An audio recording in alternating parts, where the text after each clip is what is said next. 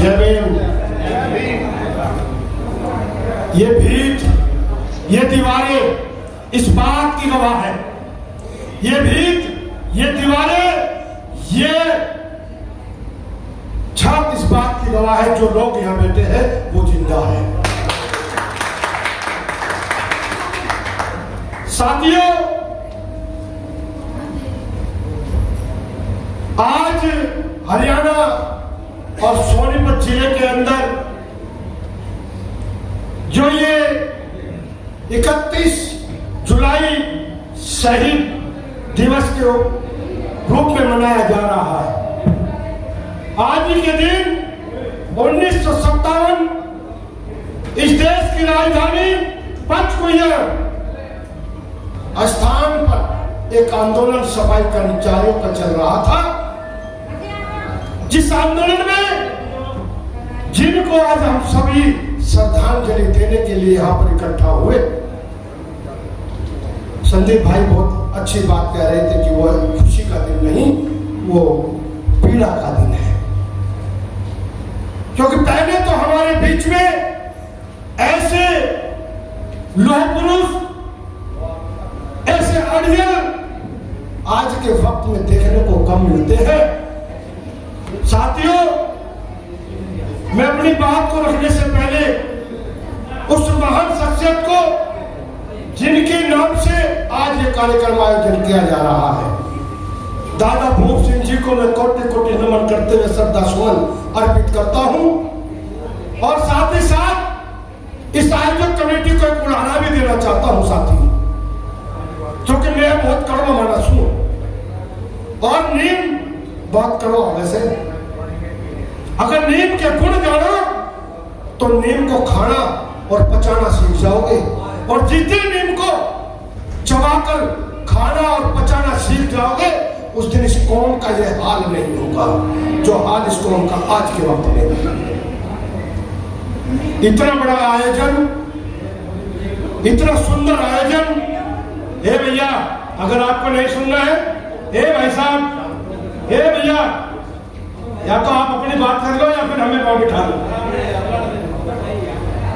नहीं, ये खिचड़ी पकानी बंद कर दो। बेवकूफ नहीं है, इतने दूर चल के तुम्हारे बीच में आए हैं। थोड़ी देर रुक जाओ भाई, कोई नहीं, थोड़ी देर रुक जाओ तानू भाई, थोड़ी देर रुक जाओ। रिक्वेस्ट है मेरी आपसे, इतना बड़ा आयोजन इतना सुंदर भवन के अंदर किया गया, लेकिन दुर्भाग्य और दुखदाई है इस मंच के ऊपर जिसने हमें अधिकार दिया, जिसने हमें ये हक दिया, उस मसीहा का विश्व रत्न बाबा साहब डॉक्टर भीमराव अंबेडकर का एक चित्र में लगाने का आप लोगों के अंदर दिल और दिमाग में समझ नहीं, बूझ नहीं थी। क्या कारण है सर? मैं जब से यहां बैठा हूं सबसे इस बात से पीड़ित हूं कि जिस मसीहा ने हमें यह अधिकार दिया मनुष्य जीवन जीने का, जिस मसीहा ने हमें जीवन जीने का, ऐसा जीवन राजा महाराजाओं की तरह, क्या हमारे पूर्वज ऐसे ही जीते थे? क्या हमारे पूर्वज ऐसे ही रहते थे? क्या ऐसी गद्दियों पे बैठा करते थे? उस मसीहा का एक फोटो, एक चित्र भी लगाने की तुम लोगों में समझ और सूझबूझ नहीं है। एक शिक्षा की बात करते हो, शिक्षा की बात करते हो।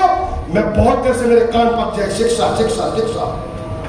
मेरा समाज शिक्षित है, लेकिन कौन सा शिक्षित है? केवल विद्यालयों में जाकर किताबों को पढ़कर शिक्षित है, सामाजिक ज्ञान से शिक्षित नहीं है साथी।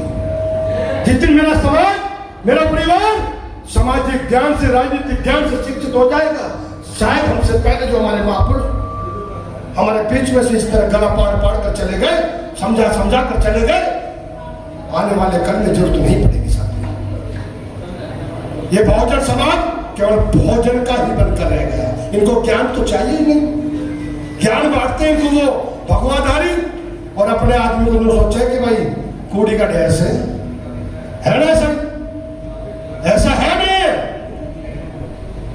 किस शिक्षा की बात करते हैं? उस शिक्षा की बात जिसमें हम आसानी से जाकर स्कूल के अंदर बैठकर 6 घंटे 8 घंटे किताब पढ़कर अपने घर को चले जाते हैं। या हम उस शिक्षा की बात करें, हम महापुरुषों की बात करते हैं, कितना प्रतिशत हम अपने आचरण में उनके त्याग और बलिदान को अपने आचरण में ढालते हैं। ये शिक्षा की जरूरत है। इस ज्ञान की जरूरत है कि हमारे पुरुषों ने, हमारे पूर्वजों ने, हमारे महापुरुषों ने अपने त्याग की जो बलि दी है, आहुति दी है, उसको हम कितना सार्थक कर रहे हैं। सार्थक तब होगा जब उनको पढ़कर, उस इतिहास को पढ़कर अपने आचरण में डालकर और अपने साथी को, अपने परिवार के लोगों को, अपने समाज के लोगों को चलने के लिए हम प्रेरित करें उनके त्याग और बलिदान से जो हमें मिला। साथियों, ये राजनीतिक मंच नहीं है जैसा मुझे पता लगा। मैं राजनीति की बात क्यों ना करूं, क्योंकि मैं राजनीतिक व्यक्ति हूं, और मैं राजनीतिक बात क्यों ना करूं, मुझे राजनीतिक बात करने का अधिकार मेरे महापुरुषों ने दिया है। इस कौम का कुछ नहीं हो सकता, इसका कुछ नहीं हो सकता। अभी डेक बज जाए, डीजे बज जाए, बोतलें खड़क जाए तो यहां भीड़ लग जाएगी। हक की बात लेना हर कोई चाहता है, लेकिन चलना हक की बात की लड़ाई में कोई नहीं चाहता। त्याग बलिदान की बात हर कोई करता है, लेकिन पड़ोसी का बच्चा त्याग करे और बलिदान दे, अपने बच्चों को कोई भी त्याग के लिए तैयार नहीं करता। साथियों, मैं ज्यादा कुछ नहीं बोलना चाहता। मैं नमन करता हूं, मैं नमन करता हूं उस मसीहा को। अगर इस धरातल पे, इस आबो हवा के बीच में कोई भगवान है तो वो कोई और भगवान नहीं, वो विश्व रत्न बाबा साहब डॉक्टर भीमराव अम्बेडकर जी है। उनको नमन करता हूं, करते करते नमन करता हूं दीनदयाल वाल्मीकि जी को, नमन करता हूं अपने रहबर, अपने राजनीतिक गुरु जिनसे हमने 2-4 बात सीख की है। मैं सौभाग्यशाली अपने आप को मानता हूं, मान्यवर साहब काशीराम जी को कोटि कोटि नमन करते हुए, क्योंकि मैं सौभाग्यशाली व्यक्ति अपने आप को इसलिए समझता हूं कि मेरे पिताजी ने बाबा साहब को 14 साल की उम्र में सुना है, ऐसे जैसे हम और आप सुन रहे हैं। और मैंने मान्यवर साहब काशीराम जी को 18 साल की उम्र में अनेकों बार मान्यवर साहब काशीराम जी को सुना और उनसे मार्गदर्शन लिया, उनसे कैडर लिया। और तीसरी पीढ़ी मेरे परिवार के आज इस देश के अंदर कोई अगर सही तरीके से, सही दिशा के अंदर महापुरुषों के मूवमेंट को आगे बढ़ा रहे हैं, वो है एक ही शख्स, मान्यवर साहब, मान्यवर चंद्रशेखर आजाद साहब। अगर इस देश के अंदर कभी कुचले छोटे समाज, वो किसी जाति की बात नहीं करते, वो किसी धर्म की बात नहीं करते, वो बाबा साहब की तरह अन्याय के खिलाफ आवाज को बुलंद करते, संवैधानिक बात करते हैं। क्यों ना मैं चंद्रशेखर आजाद जी के साथ काम करूं, क्यों ना मैं उनकी विचारों को घर घर पहुंचाऊं, क्योंकि मान्यवर साहब काशीराम जी की तरह इस देश के अंदर बाबा साहब के नाम को मिटा दिया गया था। साथियों, अगर बाबा साहब को हम और आप जानते हैं तो उनका नाम एक ही शख्स है, वो बाबा मान्यवर साहब काशीराम जी। वरना मान्यवर साहब काशीराम जी से पहले बड़े षड्यंत्र किए गए कि हमारे मसीहा, हमारे भगवान, हमारे रावण विश्व रत्न बाबा साहब डॉक्टर भीमराव अम्बेडकर जी के नाम को अस्तित्व से मिटाने का प्रयास किया गया और बहुत हद तक मिटा भी दिया गया था। लेकिन मैं प्रकृति का धन्यवाद करता हूं, क्योंकि प्रकृति ने हमें दीनदयाल वाल्मीकि जी के रूप में एक ऐसे मान्यवर साहब काशीराम जी को दिया के द्वारा कि जिनको दीनदयाल को देखकर लालसा पैदा हुई और उन्होंने इस देश के अंदर बहुजनों को इकट्ठा करने का संकल्प लिया। कौन है वे बहुजन? बहुजन हम और आप नहीं है। समझना पड़ेगा बहुजन क्या है। जब तक हम समझेंगे नहीं तो उस पर चर्चा नहीं करेंगे, जब चर्चा नहीं करेंगे तो उस पर कार्य नहीं हो पाएगा। साथियों, बहुजन समाज का मतलब बहुजन समाज तो बहुत करते हैं। क्या हम जाते हैं किसी खटीक के घर में? क्या हम जाते हैं किसी बंजारे के घर में? क्या हम जाते हैं किसी लोहार के घर में? क्या हम जाते हैं किसी प्रजापति के घर में? क्या जाते हैं हम किसी सुनार के घर में? नहीं। क्या हमारे महापुरुषों ने हमें सिर्फ बताया कि हम ही बहुजन है? पहले बहुजन को समझना पड़ेगा। सत्ता लाने की बात करते हैं, सत्ता ऐसे नहीं आएगी। माननीय साहब काशीराम जी को कुछ बहुत ज्यादा जल्दी हमारे बीच में से इस प्रकृति ने शारीरिक रूप से छीन लिया है। अगर हमारे बीच में मान्यवर साहब काशीराम जी ज्यादा नहीं 10 वर्ष और रह जाते तो इस देश का शासक बहुजन समाज का व्यक्ति होता, जो सही मायने में बहुजन समाज कहलाता है। साथियों, बस मैं इतना ही एक बात कहना चाहूंगा कि बाबा साहब को ना समझ के बहुजन समाज के लोगों ने बड़ी गलती की थी। कुछ जातियों में ही रह गए थे और हमें बाबा साहब को, हमारे महापुरुषों को अपने ही बीच में नहीं रखना है, क्योंकि हमारे महापुरुषों ने उनके गुरु अभी बात बता रहे थे संदीप भाई कि उन्होंने गुरु माना, किसको गुरु माना? राष्ट्रपिता ज्योतिबा फूले जी को, जो 10वीं पास थे। इसी बात में मुझे एक बात याद आती है कि गुरु करे जान के और पानी पिए छाड़ के। मेरे पिताजी बताया करते थे कि गुरु ऐसे आसानी से नहीं कर लेना चाहिए, वरना पछतावा भी होगा। गुरु के बारे में अच्छी तरह जानकारी हासिल करें और कभी भी पानी पीना हो तो पानी को देख के पिए कि कहीं मच्छर मक्खी तो नहीं पड़े, कहीं इसमें कोई धूल मिट्टी तो नहीं पड़ी, नहीं तो फिर धोखे में रह जाओगे। तो इसीलिए इतने बड़े विद्वान ने, जिसने केवल मनुष्य जाति के लिए नहीं, साथियों, एक पक्षी के लिए भी, एक जानवर के लिए भी समान अधिकार दिया है जीने का। मेरे साथ बहुत हमसे बड़े बड़े बुद्धिजीवी लोग बैठे हैं, बहुत अच्छी तरह जानते होंगे। हम बात करते हैं हरियाणा प्रदेश में राजनीति की। अरे राजनीति में हम क्या पीछे कम कहा है, लेकिन हमने केवल ऐसे लोग देखे जो जय भीम का नारा जब तक लगाते हैं जब तक वो विधानसभा में नहीं पहुंच जाते। फिर जब वो विधानसभा में पहुंच जाते ना तो उनको वो कौम याद रहती है, ना अपना समाज याद रहता है, और ना जय भीम का नारा याद रहता है। उनको अगर याद रहता है तो बीवी बच्ची, अपना परिवार, सोम का परिवार। हर 5 वर्षीय योजना में आप 17 विधायक बनाकर इस हरियाणा प्रदेश की विधानसभा में चंडीगढ़ भेजने का काम करते हैं। साथियों, भेजते हैं ना?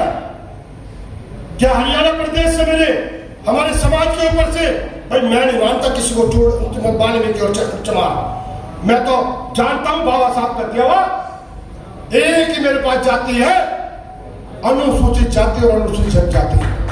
अगर आप बाबा साहब का अनुयायी हो तो कहना मत करो अपने आप को चमार और वाल्मीकि, दानव सपेरा खटी, नहीं तो आप बाबा साहब के अनुयायी हो ही नहीं सकते, क्योंकि बाबा साहब ने हमें इकट्ठा किया था। किस बात में इकट्ठा किया था, किस धागे में बांधा था? वो था अनुसूचित जनजाति और अनुसूचित जाति, अनुसूचित जाति और अनुसूचित जनजाति, ओबीसी जाति, ओबीसी वर्ग। लेकिन हम लोग कहाँ मान रहे बाबा साहब की बात को? हम तो सुविधा ले रहे बाबा साहब के नाम पे, हम तो ऐसे आराम कर रहे हैं। अगर हम बाबा साहब को मानते तो हम अनुसूचित जाति के लोग अपने आप को बताते ना ही हम दलित हैं। हम दलित भी नहीं है जातियों। जो अपने आप को दलित कहता है वो झूठ बोलता है कोरा। जाकर देखो छत्तीसगढ़ के अंदर, पता लग जाएगा दलित क्या होता है। जाकर देखो बिहार के गांवों में, पता लग जाएगा कि दलित क्या होता है। मेरे हरियाणा प्रदेश के लोग साधन संपन्न होने के बावजूद भी, हर सुविधाएं होने के बावजूद भी दलित दलित दलित दलित का मीनिंग क्या है समझना पड़ेगा। पढ़े लिखे सब लोग हैं, मेरी समझ में नहीं आता दलित किसको कहते हैं। मैं तो दलित हूं नहीं भाई, जो होगा दलित होगा। मैं तो अनुसूचित जाति, अनुसूचित वर्ग का व्यक्ति हूं। अब जाति की कोई बात करता है तो मेरे से आके बात कर ले, डिबेट कर लेना। मैं इस शरीर के अंदर, इस आचरण के अंदर, इस कर्म के अंदर हर जाति पैदा करके दिखा दूंगा। कोई भी व्यक्ति आकर मेरे से डिबेट कर लेना चाहता। जातियों में हमें बांट दिया, किसने बांट दिया? हम सोम जातियों में बट रहे। कभी बांटा था जातियों में? बाबा साहब ने तो हमें इकट्ठा कर दिया था फर्क के अंदर, लेकिन फिर भी हम कहाँ इकट्ठे हो रहे? इस देश के अंदर चंद्रशेखर आजाद जी ने जिन जातियों की हम दो बात कर रहे हैं, दो जातियों की बात कर रहे हैं, अभी बार बार मैं बहुत देर से सुन रहा हूं, वाल्मीकि समाज और चमार समाज, जाटव समाज, वही ना कई बार बातें। चंद्रशेखर आजाद जी ने इसी बात को समझकर कि सबसे ज्यादा कौन द्रविड़ कौन है, इन्हीं को भटकाया हुआ, इन्हीं को खिलाया हुआ, इनको एक करना होगा। और माननीय चंद्रशेखर आजाद साहब ने इसी पे काम किया।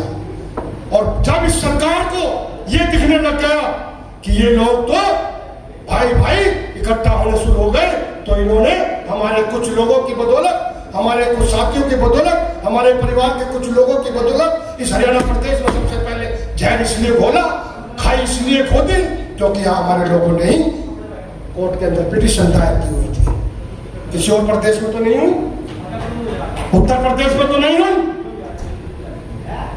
बिहार में तो नहीं हुई, हमसे यहाँ से ज्यादा आबादी हमारी वहां पे। लेकिन यहाँ इस सरकार ने देखा कि इन्हीं लोगों ने पिटीशन डाली हुई, इनको खुश करने के लिए भाई को भाई से जुदा कर देते, एक ऐसी खाई तैयार कर देते, चंद्रशेखर कितने जोर लगा ले वो खाई ना भर पाए। हम ये कहते हैं तुम अपना काम करो, चंद्रशेखर आजाद और उसकी फौज अपना काम कर रही है, हम उस खाई को भी भरेंगे और जुदाई को भी दूर करेंगे और एक होकर इस हरियाणा प्रदेश में, इस देश के अंदर बहुजनों की सरकार, जो बाबा साहब डॉक्टर भीमराव अम्बेडकर जी ने क्या कर गए हमारे बीच से शारीरिक रूप से कि बहुजनों उठो चलो और संघर्ष करो, क्योंकि आने वाली 21वीं सदी तुम्हारी है साथियों। 21वीं सदी के 26 साल खत्म होने जा रहे हैं। आपको 74 साल लगाने हैं या 4 साल लगाने या 5 साल लगाने, वो निर्णय हमें और आपको लेना है सारे। क्या हमें और ऐसे नौजवानों की बंदियां देनी है? क्या हमारे आने वाली और जनरेशन 2-3 जनरेशनों को गुलाम बनाना है? तो 74 साल सोचना, नहीं तो वो दिन दूर नहीं है जो इस देश के अंदर हालात पैदा कर दिए। और लाचारी समझ लो, मजबूरी समझ लो, चाहे उसको भाईचारा समझ लो, एक होना पड़ेगा साथियों, एक होना पड़ेगा, वरना सब कुछ तबाह हो चुका है। अभी शिक्षा की हम बात कर रहे थे, बहुत अच्छी अच्छी बात लगती है। कहाँ है शिक्षा? किस कोने में छुप गई शिक्षा?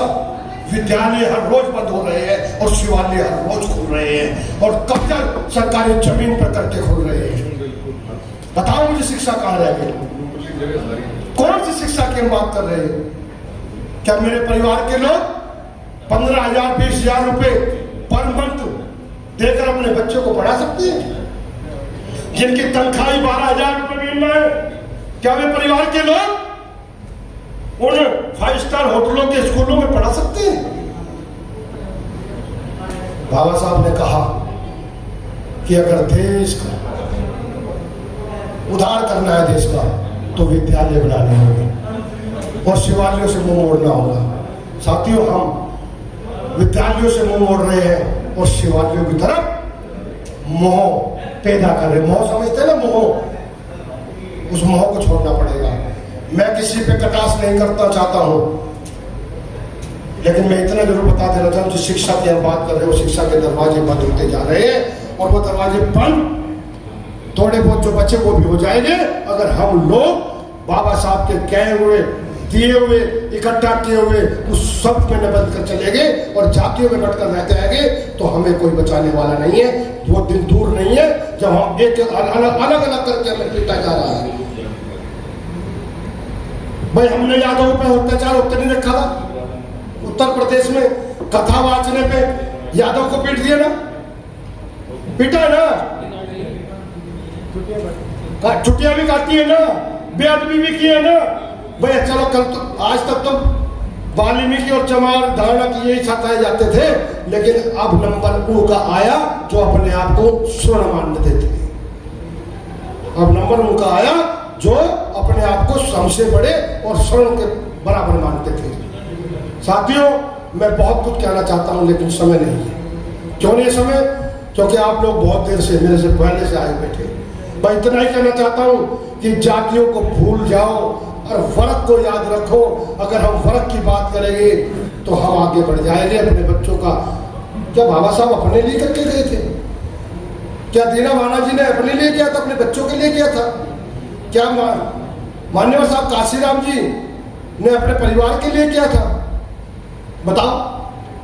और सच्चाई यह है कि जो महापुरुष कहलाता है वो अपने परिवार के बारे में कभी नहीं सोचता है। इसीलिए नहीं, ऐसे नहीं कहा जाता महापुरुष। उसी तरीके से उन्हीं नक्शे कदम पे चलते हुए आज इस देश के अंदर अगर कोई उनके पक्षों पर चलने का प्रयास कर रहे हैं, तो वो एक ही शख्स बार बार कहूंगा, आपका बेटा, आपका भाई, आपका लाडला नगीना के लोकप्रिय सांसद माननीय चंद्रशेखर आजाद जी क्यों न उनके हाथों को मजबूत करे। हमें करना होगा, चाहे लाचारी समझ लो, चाहे मजबूरी समझ लो। अभी थोड़ी देर पहले ये भाई क्या नाम है आपका, सुरेंद्र जी कह रहे थे कि सांपनाथ और नागनाथ ये है, ये सांपनाथ और ये नागनाथ है। मैं नहीं कह रहा, मेरे महापुरुष, मेरे राजनीतिक गुरु माननीय साहब काशीराम जी बता कर गए और झूठ नहीं बता कर गए। कांग्रेस ने हमसे क्या नहीं लिया और हमें क्या दिया। अगर कांग्रेस हमें दे जाती तो आज हमें चिल्लाने की जरूरत नहीं पड़ती। क्यों नहीं हमारे हाथ में कांग्रेस ने कलम दिया, क्यों हमारे हाथ में खुरपा दिया, क्यों हमारे हाथ में झाड़ू दी।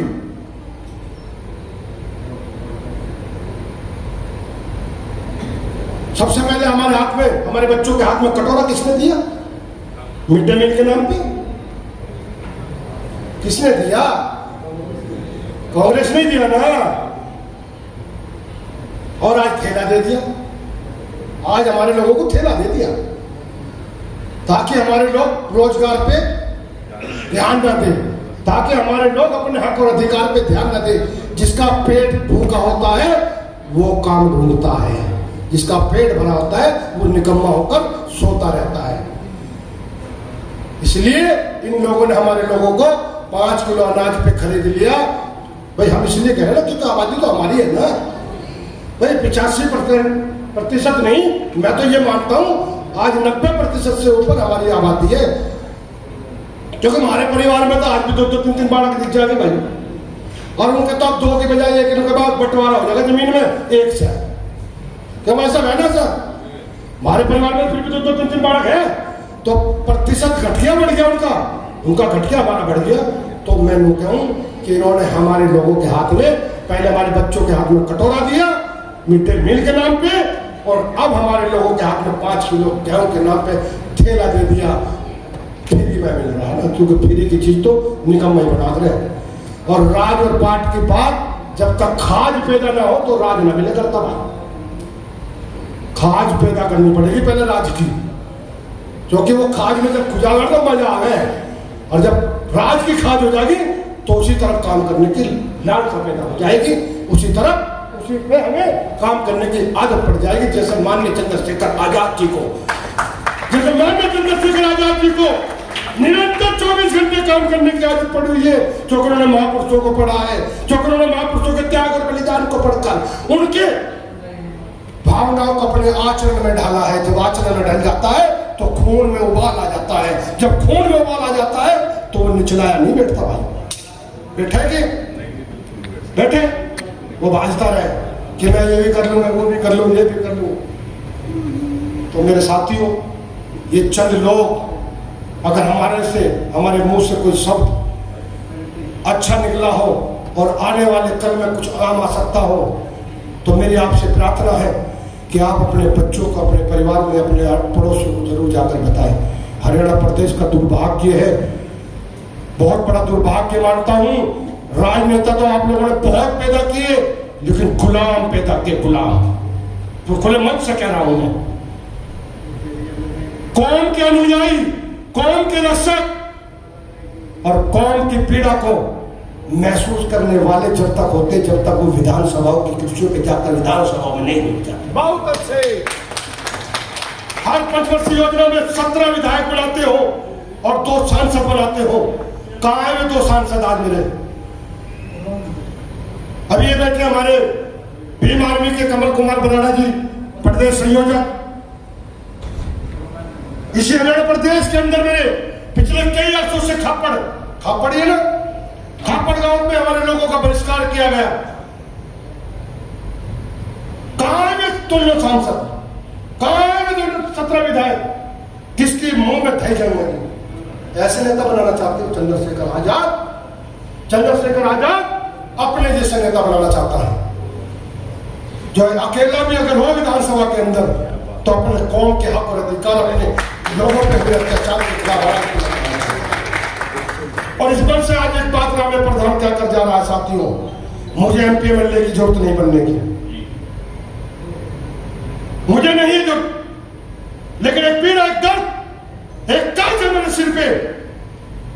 मैं अपने मुंह से बयान नहीं कर सकता, क्योंकि महसूस करता हूं। और वो महसूस करने में हमारे रहबर माननीय साहब काशी राम जी ने हमें सिखाया। और जिस पिता के द्वारा हमारा जीवन इस धरती पे उत्पन्न हुआ, हमारे पिताजी ने 7 साल की उम्र में बहुत कुछ बताया। मैं बड़ा भाग्य हूं कि मेरे पिताजी मुझे 7 साल की उम्र में छोड़कर चले गए थे, शारीरिक रूप से, लेकिन हर पल हर घड़ी उनका मार्गदर्शन हमारे साथ आज भी है। तो साथियों, आज चंद्रशेखर आजाद जी अगर आज दतिया में है तो सुबह हरियाणा में है, सुबह हरियाणा में है तो दोपहर राजस्थान में है, दोपहर राजस्थान में है तो शाम के वक्त वो उत्तराखंड में है, रात को वो दिल्ली में है, सुबह फिर पार्लियामेंट में है। कौन सा नेता है? चंद्रशेखर भैया। केवल एक नाम, वो चंद्रशेखर आजाद। जो चंद्रशेखर आजाद जी को नहीं समझेगा वो पछताएगा। जैसे मान्यवर साहब काशीराम जी को, मान्यवर साहब काशीराम जी ने, ये बेटे हमसे बड़े भाई को मालूम होगा, वो भी एक पीड़ा एक दर्द लेकर इस दुनिया से जब गए, सारे रूप से तो वो भी दर्द लेकर गए और धन्यवाद करके गए उसी सुबह का जिस सुबह में जन्म चंद्रशेखर आजाद है, उत्तर प्रदेश का धन्यवाद कर गए। और पीड़ा लेकर गए पंजाब और हरियाणा की, कि मुझे मेरे परिवार के लोगों ने मेरी भावना को नहीं समझा, मेरे मिशन को, जिस मिशन को लेकर मैं महापुरुषों के मिशन को लेकर चला, मेरे पंजाब और हरियाणा के लोगों ने मुझे नहीं समझा, मेरी बात को नहीं समझा और इकट्ठा नहीं हुए। उत्तर प्रदेश इतना बड़ा सूबा होने के बावजूद भी वहां के लोगों ने महापुरुषों की बातों को मेरे द्वारा समझी और इकट्ठे हुए। और उत्तर प्रदेश के अंदर माननीय साहब काशीराम जी के नेतृत्व में सरकार बनी। मुख्यमंत्री कोई भी बनाओ, लेकिन उन्हीं के प्रयास से बनी ना। तो माननीय साहब काशीराम जी बहुत दूरगामी सोच के व्यक्ति थे। ऐसे ही आज की डेट में अगर कोई नेता हमारा है तो चंद्रशेखर आजाद। मैं बार बार कहूंगा, जिस दिन चंद्रशेखर आजाद जी की नीयत और नीति में फर्क आएगा, हम उनका भी विरोध कर जाएंगे, क्योंकि हमारे महापुरुषों ने सिखाया है। लेकिन हमें विश्वास नहीं, अटूट विश्वास है कि चंद्रशेखर आजाद जी उस मट्टी के बने हुए हैं, उस पानी से ढले हुए हैं कि ना तो उनके ऊपर उनकी नीयत में फर्क आएगा और ना उनकी नीति में फर्क आएगा। और कौम के लिए मरना जानते, कौम के लिए जीना जानते, और राजनीति की चाबी भी अगर हासिल करना चाहते तो अपने कौम के हक और अधिकार जो बाबा साहब डॉक्टर भीमराव अम्बेडकर जी ने उस संविधान के अंदर दिए, जिस संविधान में आज तक पूर्णता वो संविधान लागू इन लोगों ने, वो सांप नाचने और नाग नाचने होने नहीं दिए। साथी, तो मैं ज्यादा कुछ नहीं बोलना चाहता, बस आप लोगों का आभार व्यक्त करता हूँ, धन्यवाद करता हूँ कि आप लोगों ने मेरे छोटे से अधीन से व्यक्ति की बात को सुना। हाँ, मैं पीड़ा बता रहा था हरियाणा प्रदेश की, कि हरियाणा प्रदेश में बड़ा ही दुर्भाग्य है कि 1959 साल आज हरियाणा प्रदेश को पंजाब से अलग हुए हो गए। 1966 में हुआ था 1 नवंबर। कितने साल हो गए भाई? 59 साल हो गए होंगे। और हरियाणा प्रदेश में हमारी आबादी है ना, हमारी आबादी सेकंड पोजीशन पे, जिन लोगों ने यहाँ राज किया ना, वो हमारे से 2, 2.5, 3% ज्यादा है। और उनकी कई पार्टियां हैं, और हम कहते हैं भाई हमारे तो गणेश संगठन है। कौन कहे भाई हमारे संगठन तो उनके भी गणेश है, लेकिन वो राज की ताकत को समझते हैं और हम राज की ताकत को समझे नहीं। उत्तर प्रदेश के लोगों ने राज का स्वाद चख लिया, जब तो राज पाने के लिए लड़ाई थरी करते हैं। मैं अपने हरियाणा प्रदेश के लोगों से अनुरोध करता हूं कि बहुत दिन दूर नहीं होगा जहां चंद्रशेखर आजाद जी जैसे नौजवानों को तैयार किया जा रहा है। हरियाणा प्रदेश के अंदर एक नई राजनीतिक युवा शक्ति के साथ यहाँ पे युवाओं को मौका दिया जाएगा। क्योंकि मैं एक बात जानता हूं कि मेरे पिताजी ने कहा कि बेटे वही बाप अच्छा होता है जो अपने बेटे को अपने सामने काबिल कर जाए, अपने बेटे को अपने जीते जी कामयाब कर जाए, वही बाप अच्छा कहलाता है। और वो बाप अच्छा नहीं कहलाता जो अपने बच्चों पे ध्यान ना देकर उनको गुंडागर्दी के हवाले छोड़ देता है तो वो बाप कभी अच्छा नहीं कहलाता। साथियों, मैं आप लोगों से अनुरोध करना चाहता हूं कि अभी पंचायती राज चुनाव आएगा, वहां नौजवानों को भी मौका देंगे और विधानसभा में भी नौजवानों को मौका देंगे। और इस विधानसभा में, हरियाणा की विधानसभा में ऐसे लोगों को, ऐसे नौजवानों को, अभी कमर बैठे हैं करण वाल्मीकि जैसे नौजवानों को अवसर प्रदान किया जाएगा। भाई नई ऊर्जा के साथ और नई ताकत के साथ, जो बेबाकी से जब जमीन पर बोल सकते हैं, रोड पर बोल सकते हैं, तो विधानसभाओं में भी बोलेंगे। ऐसे लोगों को हमें तैयार करना है साथियों। घोल के मैं भी ना पिलाऊं, कमल बराड़ा भी ना पिलावे, अपनी इच्छा शक्ति को आपको तैयार करना होगा।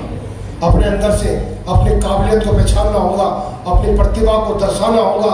जब दर्शाओगे जब भी किसी छोरी की नजर में आओगे।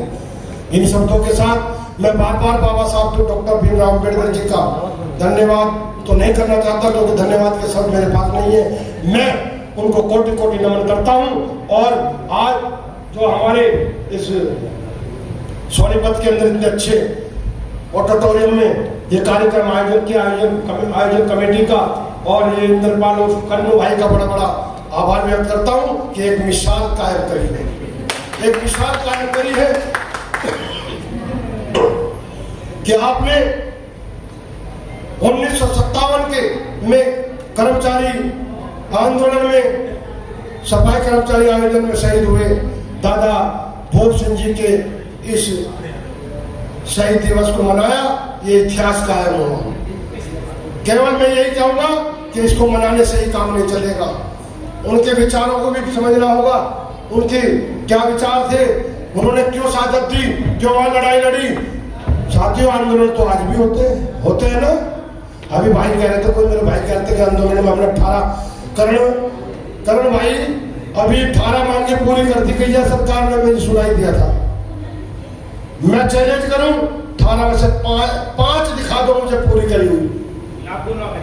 मैं नहीं तो कहूं कि कहाँ घूम रहा होते घूम रहे भाई। इनका काम है वो बच्चा मांगे लॉलीपॉप, वो देने का काम है इनका भाई। तो साथियों, समझना होगा और पहचानना होगा और अपनी ताकत को इकट्ठा करके इस राजनीति पे कब्जा करना होगा। जय भीम, जय भारत, जय संविधान।